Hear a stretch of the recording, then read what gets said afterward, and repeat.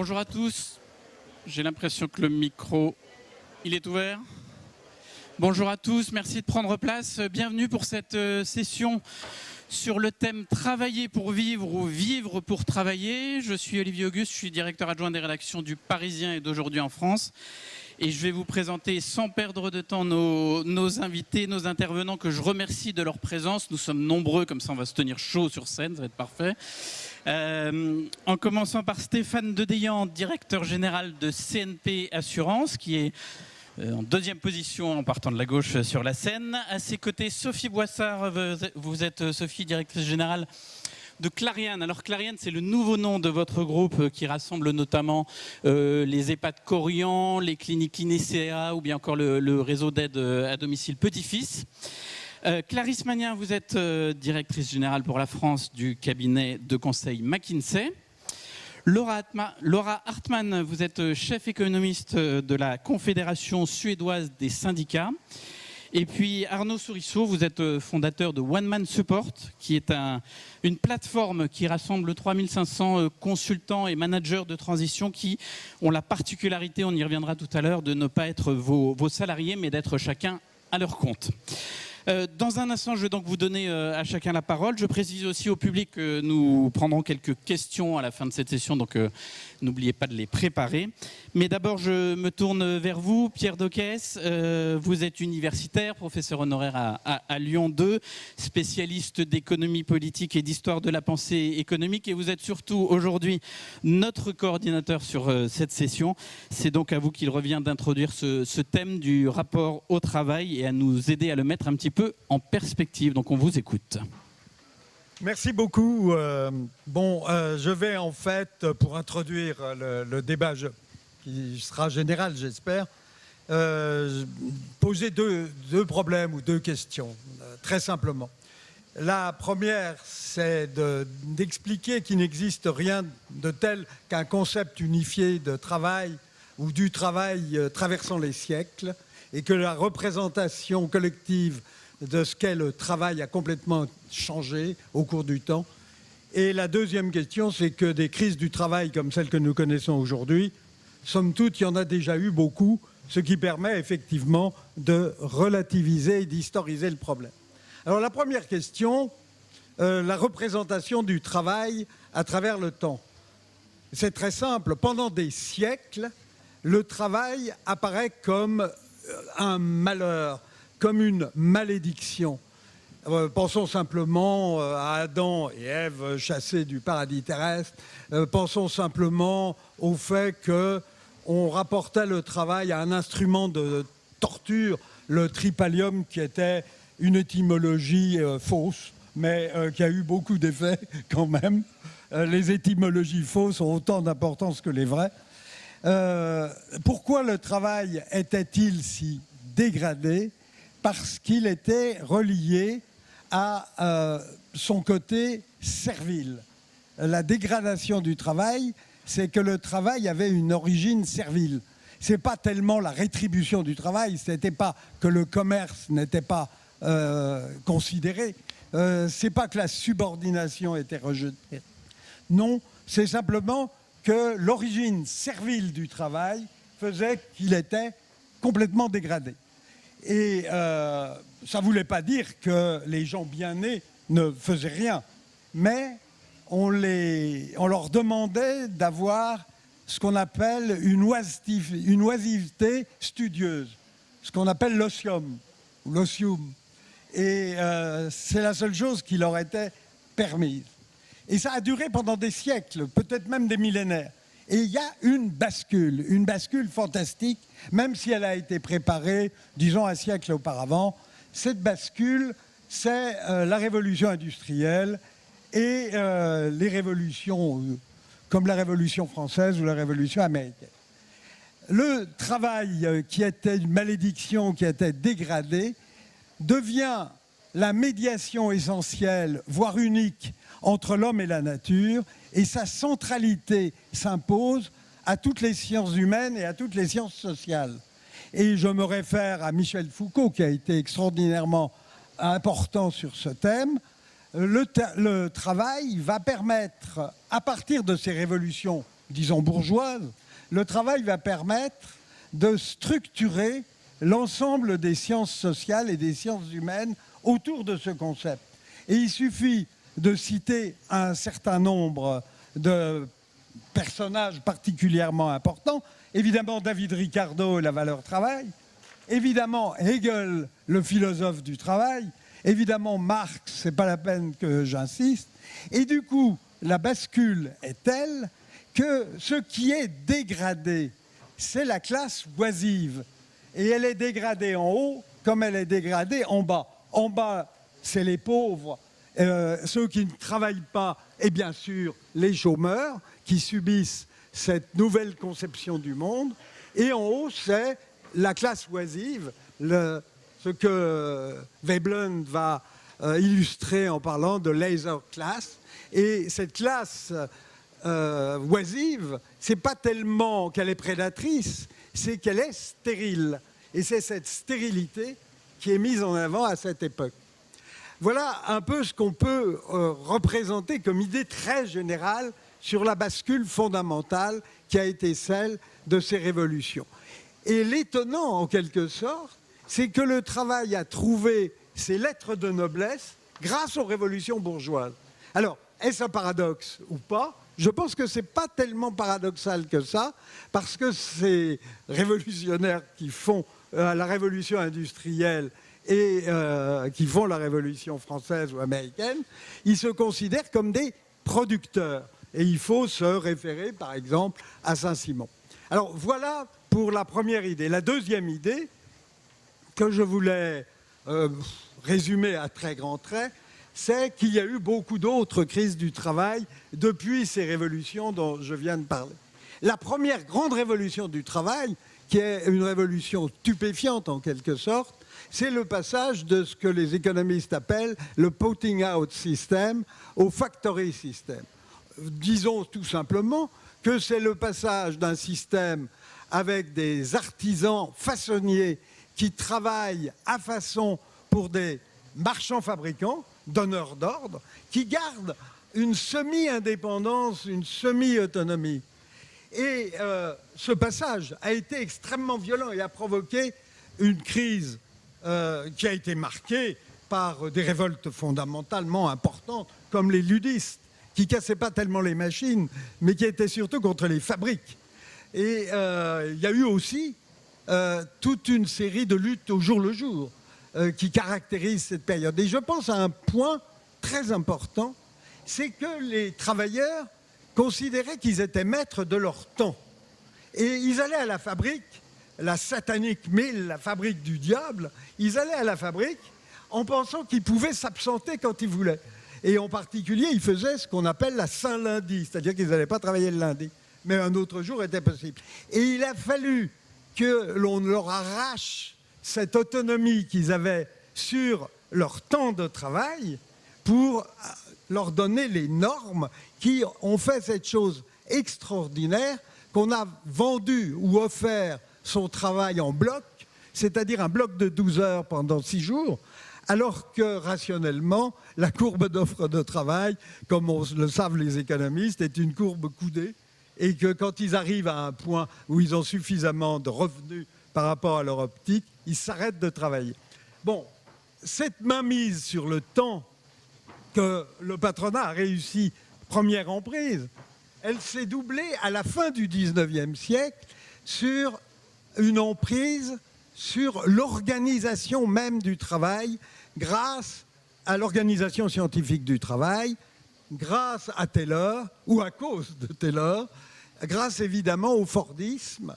Et ces points sont essentiels parce que l'organisation du travail qui était entre les mains du salarié, du travailleur ou de l'ouvrier est passée entre les mains, non pas du capital, mais des experts. Parce que telle était bien la pensée de Frédéric Taylor, c'est enlever l'organisation du travail aux travailleurs pour la confier à des scientifiques, à des savants. Ça a provoqué des grèves générales ou des grèves massives, la grève de Renault. Et ça a provoqué aussi une réaction comme celle d'Henry Ford, qui a inventé pour cette raison le célèbre $5 day, qui n'avait aucune dimension macroéconomique comme on l'a cru après. Il s'agissait simplement de lutter contre le turnover en augmentant les salaires, mais pas de 3% avec une inflation de 10%. Il a augmenté carrément avec le $5 les salaires d'un tiers. Donc ça attirait malgré le côté. D'autres crises du travail. Je pense à la crise des années 70, qui a été particulièrement forte et qui a fait baisser la productivité, ou du moins qui l'a bloquée pour un temps. Cette crise des années 70 a été très profondément marquée par l'augmentation de l'absentéisme, etc. Et on en arrive enfin à la crise du travail dont nous allons parler, qui est celle qui nous concerne. Et je vais laisser la parole aux intervenants pour développer sur cette crise-là. Merci beaucoup. Merci Pierre Dockès d'avoir planté le décor. Alors, on a parlé déjà organisation du travail, temps de travail, salaire, hiérarchie. On va reparler de tout ça. Et on va commencer avec vous, Stéphane Dedeilhan, donc patron de CNP Assurance. On est en ce moment, depuis quelques années au temps du télétravail, on est au temps des RTT, on n'a jamais autant parlé de qualité de vie au travail. Et pourtant, dans les manifs contre les réformes des retraites, il y a quelques semaines, on entendait des gens défiler en disant « Mais si on passe aux 64 ans, on va nous voler 2 ans de notre vie. » Comme si la vie commençait au moment où le travail s'arrête, et en tout cas la vie désirable dont on a envie de profiter. Est-ce que vous aussi, vous constatez ce paradoxe ? Alors moi, bonjour à tous d'abord. Évidemment, si on parle de travail et d'emploi, je pense que sur ce front-là, on vit totalement un paradoxe. C'est-à-dire que d'un côté, on a vraiment une révolution très positive du travail. Je pense que les questions de réindustrialisation, l'arrivée de l'inflation un peu brutale dans nos vies professionnelles, la guerre des talents, fait qu'aujourd'hui, toutes les questions de salaire, de rémunération, de télétravail généralisé, de semaine de 4 jours, n'ont jamais été autant au centre des discussions. Et puis d'un autre côté, on a une forme de grande désaffection qui prend plein de termes différents. Ici, grande démission, ici, bore-out, ici, burn-out. Ce que vous citiez sur la réforme des retraites, où grosso modo on dit travailler 2 ans de plus, c'est nous voler 2 ans de vie. Et puis un chiffre qui m'étonne toujours autant, c'est que 54% des Français considèrent le travail comme une contrainte. Donc on a bien d'un côté une révolution positive du travail et en même temps une grande désaffection. Si on vit un tel paradoxe, c'est sans doute que le sujet et que le problème est à poser ailleurs. Et moi, pour moi, vu de ma position de chef d'une grande entreprise d'assurance qui s'appelle CNP Assurance, qui a, je dirais, la qualité d'être une entreprise publique, membre du groupe La Poste, filiale de la Banque Postale, et le défaut peut-être d'être dans un secteur pas toujours très aimé.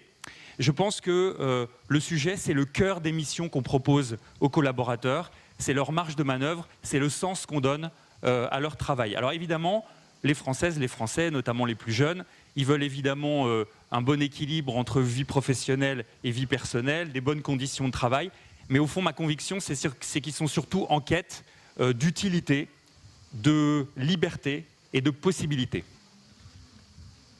Alors, je vais commencer par l'utilité. Quand on fait des entretiens d'embauche, et je pense qu'on est nombreux à en faire dans cette salle, la première question des jeunes qu'on rencontre, c'est quoi les engagements de votre entreprise pour la société, pour la planète, etc. Alors, évidemment, on peut toujours parler des fondations qu'on a, des opérations de mécénat qu'on fait, mais franchement, on voit bien que très vite, ça atteint ses limites et que le vrai sujet, c'est en quoi est-ce que dans notre cœur business, on a un impact, on contribue positivement à l'intérêt écologique, social, comment est-ce qu'on a un pouvoir de transformation de la société, et il ne faut pas seulement être attractif sur le plan économique et financier. Et de ce point de vue-là, je peux vous dire que quand chez CNP Assurance, on explique qu'on renonce à des investissements rentables parce qu'ils ne sont pas en accord avec les accords de Paris, eh ben, je pense qu'on a un vrai ROI sur l'engagement interne. Quand on assume de geler les tarifs en assurance emprunteur quand il y a de l'inflation ou de ne pas appliquer de surprime en cas de risque aggravé de santé dans l'assurance des emprunteurs, je pense que clairement, on augmente l'attractivité de notre marque employeur et notre attractivité de recruteur. Et je pense que ça fait un cercle vertueux parce que dans l'indice bien-être au travail, il est évalué que le désengagement d'un collaborateur s'est évalué à 15 000 € par an et que c'est un mystère pour personne que dans la banque et l'assurance, on est comme dans tous les secteurs, c'est pas toujours facile de recruter. Donc utilité, mais aussi liberté. Alors, la liberté, c'est le second principe de nos politiques RH. Et cette liberté, nous l'opposons volontairement au triptyque infernal technocratie, bureaucratie, taylorisme. Alors, si vous voulez, l'assurance, c'est un secteur d'activité très réglementé où les expertises financières, statistiques, juridiques sont reines.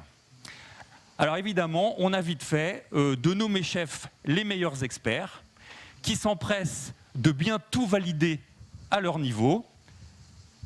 Comme ça, ils transforment les collaborateurs en exécutants et il faut surtout tayloriser le travail de ces collaborateurs pour obtenir les fameux gains de productivité qui vont nous permettre de combler le coût de la bureaucratie, des fonctions de contrôle qui demandent du reporting.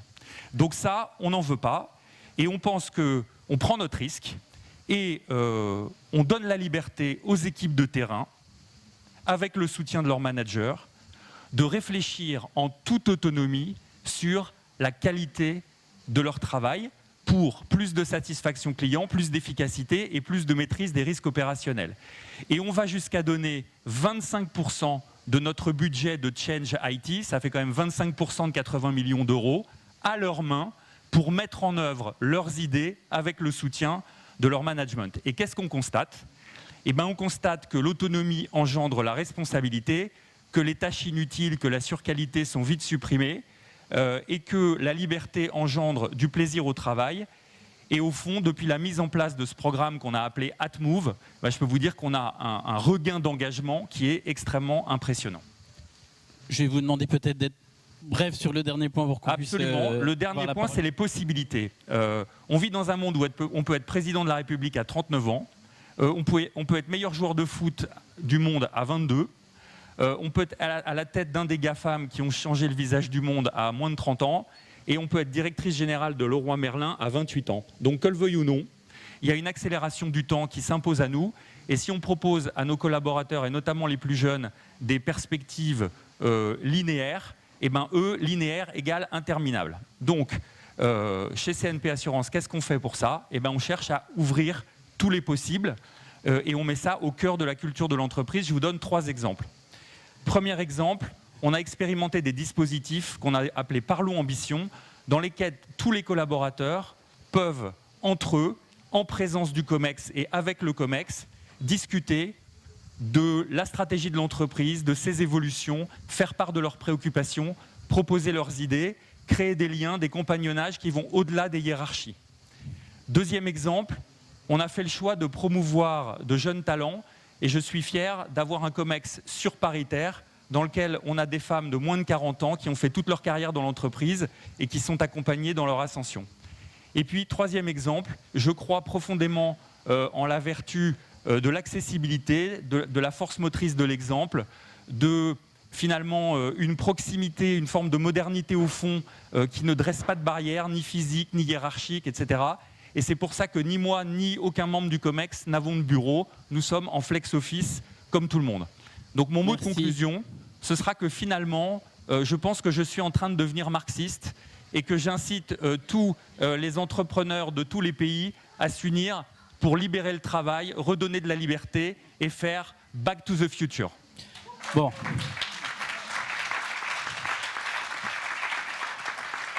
On aura appris qu'il y a de la bureaucratie aussi dans les entreprises et qu'il y a des patrons marxistes. On ne sera pas venu pour rien jusqu'à Aix. Sophie Boissard, travailler pour vivre, vivre pour travailler. Je vous pose un peu la même question sous une forme différente du haut de votre expérience à la tête de Clariane. Est-ce qu'il est possible de surmonter ces antagonismes, de concilier tout ça ? Et évidemment, comment est-ce qu'on peut s'y prendre ?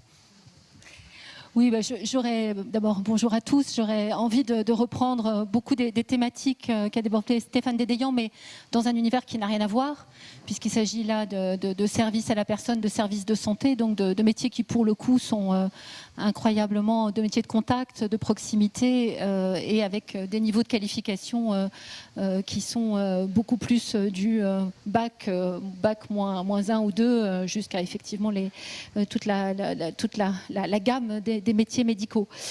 Alors, mal nécessaire, aliénation ou émancipation, c'est finalement le débat. Peut-être 2 chiffres simplement qui caractérisent tout ce paradoxe qui est quand même très français. Quand on interroge aujourd'hui les Français, c'est une étude de l'Institut Montaigne il y a quelques semaines, 77% disent qu'ils sont satisfaits de leur travail. Donc ça, c'est le positif. Et effectivement, quand je regarde, je pense que les chefs d'entreprise qui sont dans la salle diront la même chose. Les enquêtes d'engagement qu'on fait régulièrement donnent tous, en tout cas chez moi, régulièrement ce type de score, entre 77, 75, 80%.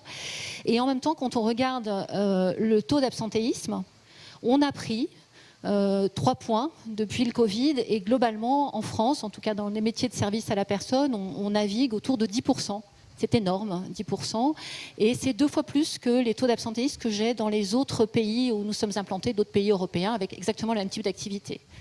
Et du coup, ça renvoie à une analyse, j'aime bien ce que disait Jérôme Fourquet, on dit ah oui, le travail, finalement, c'est un peu le truc qu'on fait entre 2 RTT ou entre 2 périodes de congé, un peu le truc le mal nécessaire qui permet justement de financer RTT congé.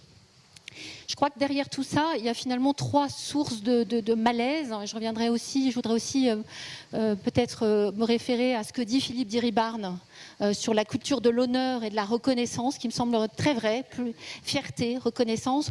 Je pense qu'il y a vraiment 3 éléments pour surmonter ce paradoxe. D'abord, effectivement, je crois qu'en tout cas, les Français, en particulier, ont besoin qu'on reconnaisse non seulement leur autonomie et l'utilité collective de ce qu'ils font, mais leur expertise et leurs compétences. Et le premier des sujets qu'on a aujourd'hui, c'est d'abord se sentir faire partie d'un métier, d'une activité qui fait du sens, qui a une utilité collective, et que soit personnellement, ce que l'on y apporte soit reconnu en tant que tel, mais pas seulement dans l'intimité de la relation managériale. Également, quand je rentre le soir et je dis à mes enfants ce que je fais, la nature même de mon métier, ça veuille dire, ça fait sens. Et je pense qu'on a d'abord et avant tout, aujourd'hui, dans les environnements très taylorisés, un problème de nommer les choses. Je vous donne un seul exemple. Quand, dans certaines de mes organisations récemment, j'interrogeais une personne disant « Qu'est-ce que vous faites ? Qu'est-ce que vous faites ?» Elle me dit « Moi, je suis agent de service polyvalent. » Je suis désolée, c'est une dénomination de poste qui ne dit rien de l'utilité de ce que cette personne apporte au quotidien, qui ne donne aucune fierté dans la manière même dont c'est défini, qui appelle tout un tas d'explications et qui finalement envoie le signal « tu es un supplétif ». Tu es finalement une force d'appoint, mais on ne dit rien de la compétence intrinsèque ni de l'utilité bien réelle du travail de cette personne. Donc je pense que nommer de manière digne et en reconnaissant ce que c'est, je pense que c'est un des premiers mots, en tout cas dans l'environnement français. La deuxième chose, mais c'est aussi un peu ce que Stéphane a dit, c'est la demande très forte, et c'est très lié à ça aussi, d'avoir une capacité à décider, de ne pas être complètement prescrit. Et ça, c'est très vieux. Vous l'avez rappelé, Pierre Decaisse, très justement. La capacité à décider, c'est donner aussi toute sa chance à un dialogue de proximité, un dialogue social de proximité, une capacité d'organiser, parce que c'est souvent au plus près finalement des collectifs de travail, lorsqu'on sert le client, lorsqu'on est proche du patient, que l'on sait finalement ces micro-ajustements qui permettent de bien faire. Et donc cette dimension de dialogue social de proximité me paraît absolument clé. En tout cas, chez nous, on y croit. On a énormément investi. On a 7% de nos collaborateurs en France qui ont un mandat. Donc on a pris vraiment les ordonnances travail à l'envers. On a des représentants de proximité partout. On a des comités d'entreprise à des niveaux régionaux. Et ça nous permet d'avoir ce dialogue sur finalement quelle bonne organisation. Et la dernière dimension, c'est les perspectives de développement. Alors, non pas pour que tout le monde devienne PDG, ça j'y crois pas tellement, mais à nouveau un cursus honorum. Un cursus honorum par la formation diplômante. Et moi, si j'ai un seul appel à lancer, alors je ne suis pas patron de tout pays, unissez-vous, c'est autre chose, c'est il faut que nous misions collectivement sur l'alternance à tous les âges de la vie et que nous misions à nouveau sur les diplômes. En tout cas, chez nous, c'est ce qu'on a fait. On a créé une université d'entreprise dans des métiers qui sont très tenus par leur diplôme, dans lequel on peut, à tous les âges de la vie, passer le diplôme du dessus, d'agent de service devenir aide-soignant, d'aide-soignant devenir infirmier, d'infirmier pouvoir progresser et devenir cadre de soins ou devenir infirmier de pratique avancée, de passer des diplômes de spécialisation qui soient reconnus.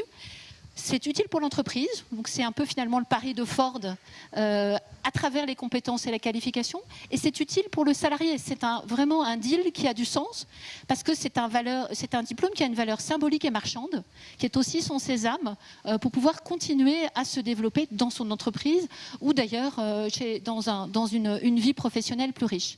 Et je crois que si ces trois éléments-là, si ce triptyque est rempli, celui, encore une fois, de la reconnaissance, de la considération pour la compétence intrinsèque de chacun, qui commande aussi l'utilité collective, le pari du dialogue et de la capacité d'organisation locale, et puis, donc c'est la participation, et puis cet élément de développement, mais de développement par le diplôme et par la compétence, alors on sait surmonter ce dilemme apparent de l'aliénation nécessaire ou de l'émancipation, pour reprendre les termes de Laurent Berger. Merci beaucoup, Sophie Boissard. Clarisse Magnin, McKinsey, on a déjà entendu beaucoup de choses, beaucoup de notions, beaucoup d'idées sur ce qui est en train de devenir notre rapport au travail. On va essayer peut-être avec vous d'objectiver un petit peu tout ça, de mettre sinon quelques chiffres, quelques données en tout cas. C'est ce que savent faire les consultants en général, donc on vous écoute. Tout à fait. Bonjour à tous. Sur les 4 dernières années, on a mené plus d'une dizaine d'études sur le rapport au travail et à l'employeur. Et force est de constater qu'on est face à une rupture en fait assez indéniable de ce rapport au travail. Et ce qui est surprenant, c'est qu'on pourrait penser que c'est assez différent par génération, que ça peut être différent par genre, que ça peut être différent par pays. Et en fait, pas du tout. Ce qui ressort de ces études sur encore une fois, les 4 dernières années, sur à peu près 15 pays, donc on a beaucoup fait pays européens et les États-Unis, mais tout le monde occidental, c'est assez différent dans les émergents en revanche, mais dans le monde des pays développés en tout cas, en fait, les gens disent à peu près tous la même chose. Et donc, ils ont tous un peu envie de regarder à l'extérieur de leur entreprise, et c'est ce qu'on a appelé effectivement ce phénomène de grande démission. Mais la question, c'est pourquoi ? Et en fait, et c'est marrant, on n'en a pas beaucoup parlé actuellement, le premier facteur, en fait, c'est la rémunération. C'est-à-dire que ce que les gens disent, c'est qu'ils trouvent qu'il y a une inadéquation entre leur rémunération et leur travail. Donc moi, je parle d'une relation décomplexée au travail parce que c'est hyper tabou en France de parler de la rémunération. Or, factuellement, en fait, les dépenses contraintes, c'est-à-dire le loyer, l'énergie, et les dépenses préengagées, c'est-à-dire les abonnements, par exemple au téléphone ou autres, ne cessent de monter. Donc en fait, les gens, ils regardent ça et ils ont une aspiration à une vie décente. Et ça, c'est pas simplement, c'est toutes les catégories socio-professionnelles. Donc en fait, ce qui ressort, c'est cette inadéquation entre le travail et la rémunération. La deuxième chose, c'est les perspectives de développement professionnel. Mais ça, c'est quelque chose d'extrêmement concret. C'est-à-dire, est-ce qu'il y a véritablement de la mobilité interne possible dans l'entreprise ? Ce n'est pas théorique. La troisième chose, c'est la relation à leur management. Alors ça, pareil, en France, on n'en parle pas tellement, mais finalement, avoir un management inspirant et bienveillant, c'est très important. Alors, à l'opposé, les gens qui partent mettent souvent dans le top 3 des raisons un management toxique. La quatrième chose, c'est le sens du travail. Et ça, on peut laisser les chercheurs en sciences sociales développer ce que ça veut dire, parce que ça veut dire des choses assez différentes. Et puis le cinquième facteur, c'est la flexibilité. Et la flexibilité, ça n'est pas que le télétravail. Le télétravail, c'est considéré aujourd'hui comme un acquis. Ça ne veut pas dire qu'on est 100% à la maison ou 100% qu'on accepterait d'être 100% au bureau. Mais cette dimension de flexibilité, elle est très importante et elle ressort dans toutes les études. Alors, j'ai dit que tout le monde disait la même chose dans les faits. ce top 5, il évolue un tout petit peu dans certains pays et par âge, mais globalement, c'est la même chose. Donc, et en fait, ce que ça montre aussi, c'est que c'est pas vrai que les jeunes ne veulent pas travailler. C'est pas vrai qu'ils ne veulent pas le travailler. Mais je pense que l'exigence et l'importance qu'ils mettent à leur travail a évolué. Donc, dans les années 90, le travail, c'était la deuxième chose la plus importante dans sa vie après la famille. En 2021, donc ça fait un horizon de temps pas si lointain, c'est passé en numéro 4. Donc il y a la famille, les amis, les loisirs, et puis ensuite il y a le travail. Donc on peut regarder les choses de deux façons. Donc c'est, le travail reste important, mais il est moins important. Donc c'est encore une fois le terme pour moi du rapport au travail décomplexé sur la rémunération et sur ce que le travail amène finalement dans son bonheur personnel. Et peut-être pour conclure, je pense qu'on voit quand même beaucoup de choses qui se passent en entreprise pour prendre ce sujet, déjà de la pénurie des compétences, ces problèmes d'attrition qui sont de plus en plus fréquents. Et donc je pense qu'il y a, je ne vais pas faire le même appel qui est le vôtre, mais je pense qu'il y a beaucoup de choses à inventer, à recréer. Moi personnellement, j'ai beaucoup axé sur la parentalité parce que chez McKinsey, on a des populations très jeunes, la moyenne d'âge c'est 32 ans. Donc, et forcément, on a cette question qui se pose.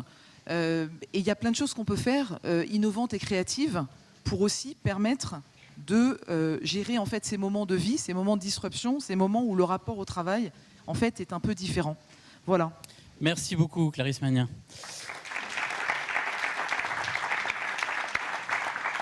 Alors, vous avez été la première à prononcer le mot salaire. Et le mot salaire, le mot rémunération, j'imagine, Laura Hartmann, que ce sont des mots importants pour les travailleurs, surtout en cette période d'inflation qu'on subit tous et avec tout ce que ça implique sur le pouvoir d'achat qui est rogné. Donc vous qui défendez les salariés suédois en l'occurrence, mais on discutait un petit peu avant de commencer, on a pressenti qu'il y avait pas mal de points communs entre la situation suédoise et la situation française. Je voulais savoir ce qui vous vient à l'esprit. Est-ce qu'on parle de rémunération, d'inégalité quand on évoque ce thème, travailler pour vivre, vivre pour travailler?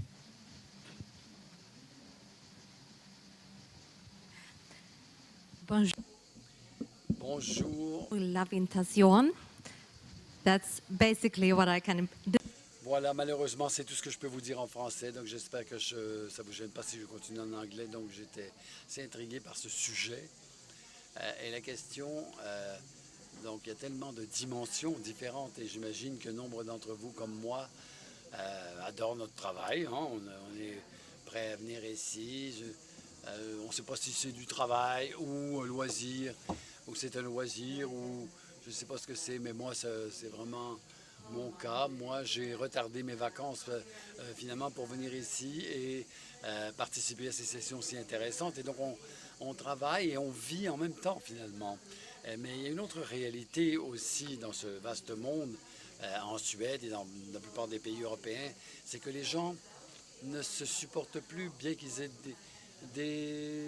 un travail à temps plein finalement. Et ils trouvent ça dur finalement de gagner leur vie. Bien, évidemment, c'est dû à la crise avec l'inflation, lorsque les taux d'intérêt ont augmenté. Mais en fait, un processus beaucoup plus long dans les pays européens. Donc les gens travaillent, mais ils ne disposent pas de suffisamment de ressources pour vivre. Et donc, c'est une grande question, c'est un des gros problèmes auxquels nous devons nous atteler. La transition dont on parle ici, ces jours-ci, est en cours finalement. Je vais vous donner des exemples. En Suède, qui est un pays de rêve au point de vue de la qualité, on n'a pratiquement pas de pauvreté. C'est peut-être ça que vous pensez, mais lorsque l'on pense aux gens qui s'intéressent, les travailleurs sociaux, lorsqu'on leur demande si c'est difficile, par exemple, on parle aux gens, on leur demande si vous avez un accident, par exemple, et qui vous coûte 500 €, est-ce que vous pouvez faire face et on sait que depuis plusieurs décennies, en fait, on a utilisé un index. Donc, on a étudié finalement le budget disponible. Et donc, les gens... Donc, c'est seulement les très hauts salaires qui peuvent faire face à ce genre de problème. Donc, on a dans notre pays une perte de la confiance sociale, finalement. Lors de la dernière campagne électorale, les deux thèmes qui dominaient, c'était justement le taux de criminalité en augmentation, finalement, les gangs et le prix des carburants. Et donc, c'est quelque chose qui affecte même notre pays, la Suède. Et je sais que c'est pareil. La conflictualité augmente et en même temps, nous devons aborder la transition verte. On a des très bonnes réglementations de l'Union européenne au niveau, par exemple, du marché du carbone, etc. Et comment on peut finalement atteindre nos objectifs en impliquant la société. Lorsqu'il s'agit de parler de la transition, il faut qu'on ait l'acceptation de la part des populations. Il faut qu'on travaille là-dessus. Bon, les prix de l'essence élevés, par exemple, ce n'est pas le principal problème auquel nous sommes confrontés et dont on a parlé pendant la campagne électorale, mais je pense que tous les pays européens peuvent beaucoup apprendre, y compris la Suède, apprendre du modèle traditionnel suédois qui, pendant des décennies, a permis d'avoir une société très stable, un très bon niveau de productivité, une très bonne croissance et des bonnes relations sociales. Et donc, j'aimerais vous donner quelques exemples de ce modèle suédois. Premièrement, c'est les encouragements en tant que politique, en tant que chef d'entreprise, par exemple, un dialogue très fort avec les employés, la formation, l'éducation, les politiques en faveur de l'emploi, etc. Donc, pour que les salariés se sentent en sûreté et se sentent tranquilles, finalement, que ce soit dans une entreprise ou en changeant d'entreprise. Donc, on le voit, c'est ce qui se produit avec la transition verte qui avance à pas rapide. Mais souvent, cette transition n'est pas à l'œuvre dans de nombreux pays européens. Donc il faut sécuriser cette transition. Il faut avoir une assurance de l'emploi qui soit décente. Il faut renforcer cette transition et on peut utiliser le slogan des syndicats suédois. Nous n'avons pas peur des nouvelles technologies, mais nous avons peur des vieilles technologies qui nous rendent non compétitifs au sein des entreprises. Il y a des inégalités croissantes. C'est un obstacle à la transition et je pense que les pays nordiques ont montré depuis des décennies que ce système fonctionne. Il faut réinventer un nouveau modèle, c'est clair. Et lorsque nous y parviendrons, on va pouvoir parler de la productivité, de la croissance, comment on l'utilise, peut-être réduire les heures de travail. C'est vrai que pour beaucoup de personnes, la réduction du temps de travail n'est pas une option. Merci. Arnaud Sorisseau, je l'expliquais en commençant, la particularité de One Man Support, c'est que vos consultants sont des indépendants, pas des salariés, pas vos salariés. Sur ce rapport au travail, ce statut, qu'est-ce qu'il implique, qu'est-ce qu'il change? Merci Olivier, bonjour à tous. On est une entreprise un peu plus jeune que celle représentée ici et du coup je vais rappeler en deux mots ce qu'on fait. Nous sommes une scale-up du conseil, donc nous appelons One Man Support et on s'appuie sur des consultants et managers de transition, tous indépendants en effet, pour apporter aux organisations publiques, privées, des ressources opérationnelles de haut niveau qui vont intervenir avec beaucoup de flexibilité et à un coût maîtrisé. Voilà. Pour commencer, pour répondre à votre question, Olivier, je voudrais d'abord vous poser une question à l'Assemblée. Parmi vous, est-ce que ceux qui sont indépendants pourraient lever la main? Vous êtes déjà un certain nombre et je fais le pari que dans 5 ans, si on faisait cette même qu'on parlait de ce même thème ici même, on aurait sans doute beaucoup plus de mains levées encore. Voilà. Aujourd'hui, il y a 14% d'indépendants en France, il y en a 30% aux États-Unis, 30% en Angleterre, et le monde des indépendants en France est en train de gagner toujours plus en maturité. Sur votre question, la question du jour est très intéressante, et je pense que les indépendants répondent de manière extrêmement précise et forte à cette question. C'est pas travailler pour vivre ou vivre pour travailler, c'est travailler pour vivre et vivre pour travailler. Voilà, les indépendants permettent ce « et ». Le travail est au service du vivre et le vivre est au service du travail dans l'indépendance. Voilà. Donc il ne s'agit pas de choisir entre l'un et l'autre, il s'agit de choisir ce « et ». À l'exemple des indépendants. Bien sûr, il n'y a pas que les indépendants, et on en parlait avec Stéphane à l'heure du déjeuner. Bien sûr, les salariés peuvent opter pour ce « et c'est aussi le rôle des entreprises et des grandes entreprises de permettre à leurs salariés ce « et ». Le « et », c'est ce qu'on a fait ces 30 dernières années dans l'évolution du rôle des femmes et en parallèle de celui des hommes. On en parlait dans pas mal de conférences ici. Aujourd'hui, la femme et l'homme sont complètement attendus sur l'ensemble des rôles. Le rôle familial, le rôle professionnel, le rôle sociétal. Voilà. Ma femme me demande à peu près tous les jours, ou me demandait, parce que maintenant ils sont un peu plus grands, mais d'aller changer la couche de mes enfants, ou d'aller leur donner un bain, tout en étant très performant professionnellement et en étant aussi investi dans la société. Et donc on demande aujourd'hui aux hommes et aux femmes ce « et », d'être performants sur tous les rôles, et c'est très bien. Voilà. Et c'est d'autant plus une bonne nouvelle que je pense que l'ensemble des parties prenantes ont intérêt à ce « et ». Ceux qui travaillent, parce qu'ils ont du coup des vies équilibrées, ils ne sont pas obligés de choisir entre un travail épanouissant, passionnant, ambitieux et un équilibre de vie pro-perso. Ils peuvent avoir les deux. Voilà. Et les indépendants sont vraiment à l'image de ça. Chez nous, on a Benoît qui gère le château de vin familial et qui, pour financer ça, fait aussi en parallèle des missions de conseil en stratégie à temps partiel. On a Mathilde, qui est une passionnée de voile et qui, pour pouvoir traverser l'Atlantique pendant 3 mois l'été, va faire 9 mois de mission chez nos clients et être à fond dans son travail au service de son client. Donc c'est aussi, on voit, c'est aussi une très bonne nouvelle pour les entreprises, parce que avec les indépendants qui peuvent avoir ce « et », mais aussi avec les salariés qui ont accès à ce « et », eh bien, ils ont des gens engagés. Alexandre Fréty de Malte hier disait que les indépendants étaient, on avait calculé de manière chiffrée que les indépendants étaient encore plus engagés que des salariés. Voilà. Et l'idée, c'est que les deux convergent et que demain les indépendants et les salariés soient aussi engagés les uns les autres. Donc les entreprises, via les indépendants, ont accès à des ressources engagées, épanouies et qui, sur chaque mission, jouent leur réputation. Voilà. Donc ils sont obligés d'être performants.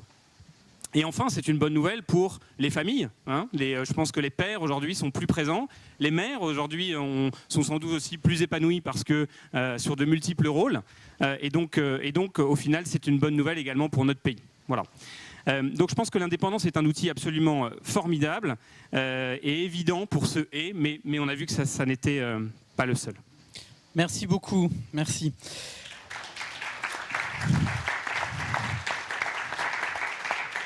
On a pris un petit peu de retard, mais comme toujours. Donc je vais me contenter peut-être d'une seule question un peu à double facette et je laisse qui veut y répondre. Et puis ensuite, pour garder du temps vraiment pour les questions pour la salle, est-ce que vous avez les uns les autres dans vos entreprises ou dans vos fonctions noté un moment de rupture, et on pense forcément tous à la période de la crise Covid et tout ce qui a tourné autour du télétravail, et où, pour ne pas être trop bisounours non plus, est-ce que cette évolution du rapport de chacun avec le travail, le fait qu'on exprime peut-être plus ses volontés de progresser, ses volontés d'équilibre familial, ça peut s'exprimer aussi parce que le taux de chômage a baissé et qu'il y a un rapport de force qui s'est équilibré entre les salariés et les employeurs. Stéphane, peut-être là-dessus, si vous voulez. Oui, moi, d'abord, je crois qu'on le vit tous, c'est la guerre des talents, c'est la guerre, et c'est la guerre. Donc, Et ce n'est pas la guerre uniquement, en tout cas pour ce qui me concerne, chez les actuaires ou les juristes de très haut niveau, etc. C'est la guerre dans les métiers de la relation client. Parce qu'aujourd'hui, l'exigence des clients sur la qualité d'une relation émotionnelle, sur la fluidité d'un parcours, sur la proactivité qu'on va avoir pour traiter leur cas comme un cas particulier et ne pas les traiter comme un dossier, mais les traiter comme une personne, eh ben, excusez-moi, c'est des compétences aussi rares que d'avoir fait maths sup ou je ne sais quoi. Donc ça, c'est très important, c'est la guerre des talents. Et dans cette guerre des talents, tous les coups sont permis. Tous les coups sont permis, c'est les salaires, mais c'est aussi la qualité de vie au travail, c'est les locaux qu'on offre, c'est l'expérience qu'on offre. Et moi, j'ai vécu 2 ruptures. La première, c'est effectivement le Covid, où là, on a eu des bureaux vides, des gens épuisés et des retours de bâton sur la santé mentale. Et d'ailleurs, alors là, en tant qu'assureur et assureur de grandes entreprises dans leur régime de prévoyance, je peux vous dire qu'on voit une montée des arrêts de travail comme jamais on en a vu, qui est attribuable à la santé mentale, c'est clair. Première rupture. Et deuxième rupture, celle-là, elle est positive, c'est quand on a déménagé, qu'on a changé de locaux, qu'on a tout revu, qu'on a bossé comme des fous dans ma logique d'intelligence collective pour définir des locaux qui ressemblaient à l'entreprise dans laquelle on voulait vivre et au projet qu'on voulait mener. Et j'ai eu mon motto pendant cette période, ça a été de dire, pendant qu'on concevait les nouveaux locaux, c'est de dire on est en compète avec le domicile. Il faut que les gens reviennent au bureau parce que c'est dans les relations humaines, c'est dans le frottement des inconscients que la créativité se produit, que l'esprit d'équipe se soude. Et je peux vous dire que voir les gens revenir dans les locaux, c'est un vrai bonheur. Et la rupture, c'est l'autre jour dans l'ascenseur où un collaborateur me dit « Franchement, c'est vraiment super nos nouveaux locaux ». Je lui dis « Bah oui, on a considéré qu'on était en compète avec le domicile ». Et il me dit « Vous croyez pas si bien dire, aujourd'hui je suis en télétravail, mais je suis venu déjeuner avec mes collègues ». Laura Hartmann, là-dessus, vous vouliez dire un mot? Allez-y, Laura. Oui, merci. Bien sûr, la pandémie a changé la situation sur le lieu de travail et c'est quelque chose que j'ai vu et c'est une considération importante. Mais c'est vrai que nous avons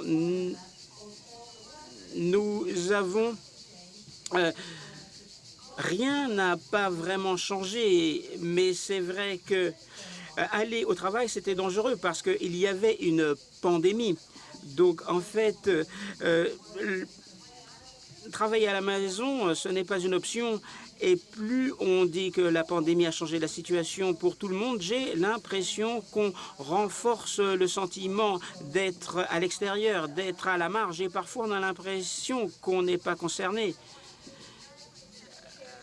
Alors, on parle de prise en charge, on parle d'industrie. Nous avons une guerre des talents en Suède. Mais en fait, ce qui nous manque, c'est des travailleurs de l'industrie, des personnes qui sont dans le domaine de la prise en charge. Et ça, c'est quelque chose que l'on ne doit pas oublier. Un micro qui approche. Monsieur ici au premier rang.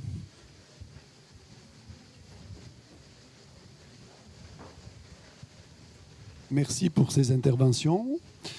Je voudrais faire 3 remarques. La première concerne le premier intervenant dont je ne me souviens plus du nom. Monsieur, je vous ai écouté. Effectivement, le taylorisme a modifié l'ambiance de travail. C'est un fait. Mais ce qu'on observe aujourd'hui, et j'ai oublié de dire que je suis médecin spécialisé dans la santé publique et je me suis intéressé aux arrêts de travail pendant 20 ans. Ce qu'on observe aujourd'hui, c'est un phénomène relativement récent, c'est-à-dire un épuisement au travail, du burn-out, bien sûr, des démissions et des arrêts de travail en cascade. Alors c'est très étrange et je ne crois pas que le Covid soit pour quelque chose là-dedans parce que ça a démarré avant. Moi, ce que j'ai observé, c'est qu'il y a une modification au sein de l'entreprise.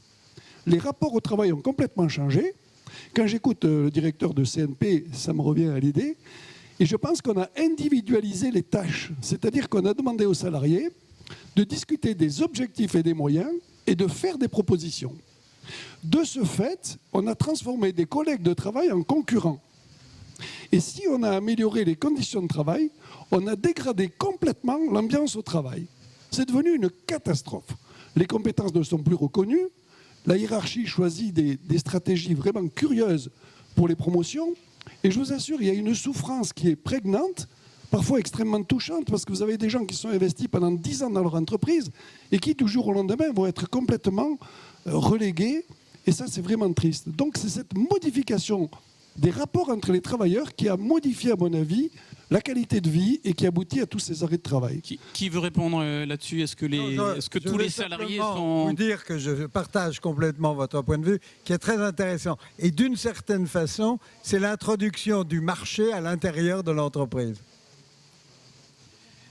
Très brièvement, parce que je voudrais au moins laisser la parole. Monsieur du CNP, certains patients sont refusés dans vos assurances.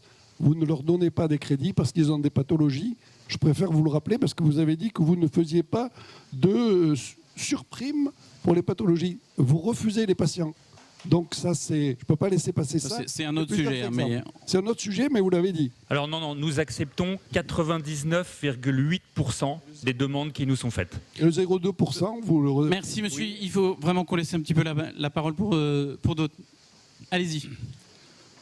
Oui, je voudrais prolonger ce qu'a dit monsieur. Effectivement, on assiste à une souffrance au travail et je salue cette voix rafraîchissante qui nous vient du Nord. C'est de vous, madame, que je parle. Effectivement, on était dans l'essentialisation du travail jusqu'à présent. Et ça me gêne beaucoup parce qu'il y a des travailleurs, il faudrait parler du travail au pluriel. Pour les uns, c'est la reconnaissance, c'est effectivement des fortes rémunérations, et pour les autres, c'est privation et souffrance. Et les problèmes ne sont pas tout à fait les mêmes. Et j'ai l'impression que pendant un temps, on a parlé surtout des cadres que des autres. Évidemment, ceux-là, ils aiment travailler pour vivre et vivre pour travailler, ils ont le choix. Ceux qui sont tout en bas, c'est très différent. Et pour les uns, effectivement, travailler très longtemps ne pose aucun problème. En revanche, cette réforme des retraites qui s'abat sur les plus fragiles a été très cruelle. Alors ne pensez-vous pas, c'est la question qui vient, ne pensez-vous pas qu'il serait urgent, je vais prononcer un mot qui est peut-être un peu barbare, qui va faire sursauter, c'est le mot partage. De partager le travail pour ceux, effectivement, qui sont les plus fragiles. Je veux dire pour eux de travailler déjà, ceux qui ne travaillent pas, de travailler un peu plus ceux qui sont au temps partiel et de travailler moins ceux qui sont à plein horaire. Je voudrais qu'on entende peut-être là-dessus Sophie Boissard, parce que il y a chez vous beaucoup en particulier d'aides soignants, des gens, vous l'avez dit tout à l'heure, un peu qualifiés, dont les tâches sont parfois considérées comme pénibles, y compris physiquement. Donc comment est-ce qu'on résout ça ? Je crois qu'il faut arrêter de projeter sur les métiers les images sociales qu'on a envie de voir. Il faut vraiment rentrer dans la réalité des organisations. Je voudrais rebondir sur les deux interventions.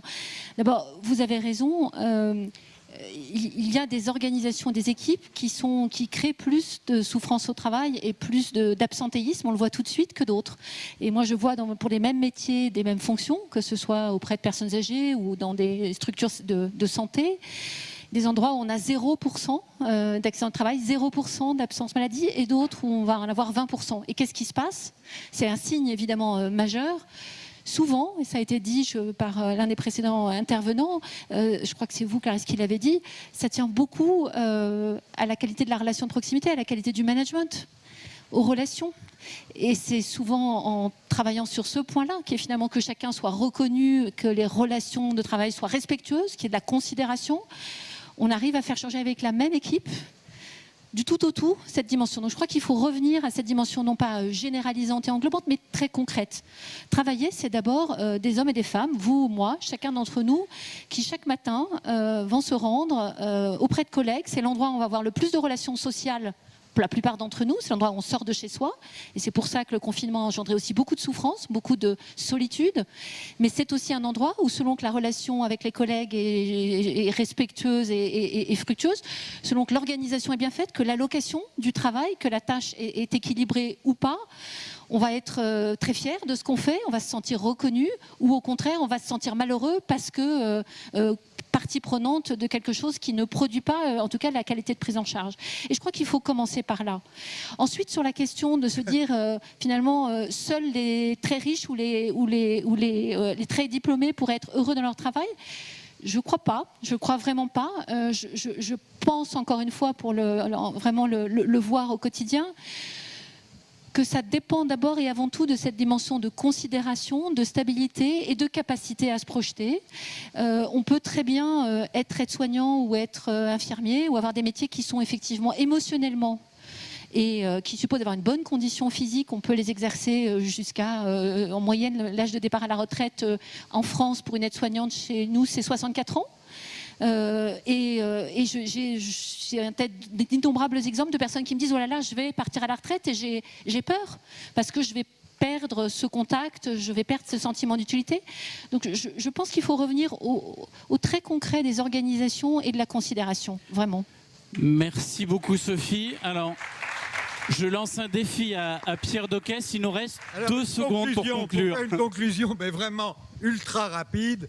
C'est vrai que nous connaissons avec ces souffrances au travail dont on a parlé, et plus généralement cette crise du travail, une crise profonde, caractéristique de la période, et qui s'ajoute à d'autres, et qui font une crise globale.